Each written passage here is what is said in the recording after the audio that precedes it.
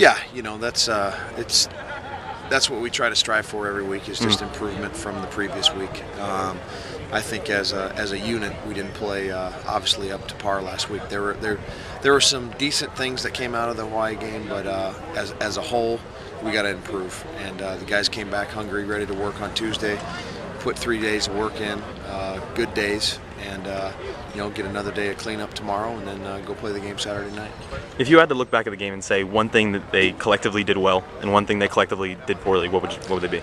Well, obviously the poor things in my mind. As a coach, you tend to dwell on the negatives that come out of any game, but any game where you have double-digit penalties and you have a bunch of missed tackles, those are the things that are going to always stick out with you. And that's basically what kept us from consistently playing well last Thursday night, is that we had too many foolish penalties and we had too many missed tackles.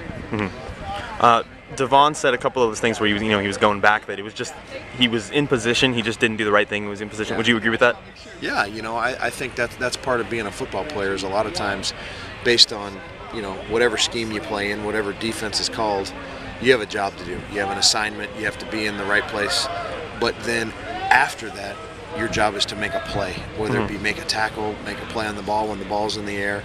And I think a lot of times, especially when you're playing that first game, when a bunch of guys are playing their first start, they're so concerned with just doing their job. But, part of doing your job is not only being in the right place, but making a play. And we didn't make enough plays.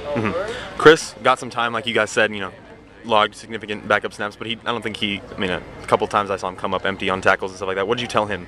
It's kind of hard, I imagine, for a guy coming in, not getting, to start and to be expected to do well in limited snaps. Yeah, he played, I think Devon played 50 snaps, and I think Chris played 30 snaps. So, but no, that's when you get your opportunity, and I don't care if it's 2 plays or if it's 40 plays, when you got an opportunity to play, you got to go in and take advantage of it.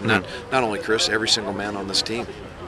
50-30, is that something you guys plan to keep up, similar to that, or is there? No, I think it got to the point where we had we didn't go into the game with a set rotation. It just happened that way.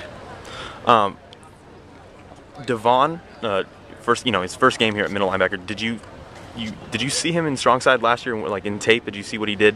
And do you think that he was better, worse in terms of his development at that position? Based on how much experience he had at linebacker in, I think, 4 games. Oh yeah, I think Devon's made great improvements from when I first met him in January, through spring ball, through training camp. You got to understand too, from a linebacker standpoint, that was you went into a game where we were playing against 4 wides every single snap. Every single play of that game were 4 wide receivers. So that's a unique situation for a big 240-pound middle linebacker to be in. But he has made improvements. He really has. I think every single linebacker has made improvements. Chris, Michael, Malcolm, Shane Horton, they all have. So I'm proud of where we're at right now. But we got to continue to make those improvements every day.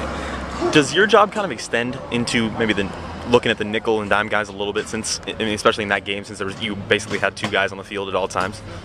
Yeah, well, really,